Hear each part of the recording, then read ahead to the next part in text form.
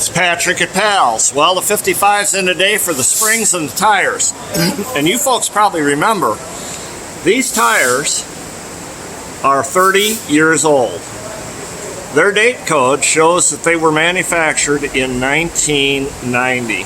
So they're about 33 years old. That is amazing. The tires still look great. They've got wonderful tread on them. But you know, folks, you just can't take a chance. 33 years is way too long to use tires on a car. You should retire your tires. Retire your tires. You like that? Every 7 years at the max. You know, for a daily driver, 5 years is all you want to go. I know they look good, but you wouldn't want to have a problem. So we're going to replace them today with some Diamondback Classics. They're going to be a radial that looks like a classic, a bias ply. If you've got a classic car and you want the right tires on it and the right springs, bring it to Pals. See you soon.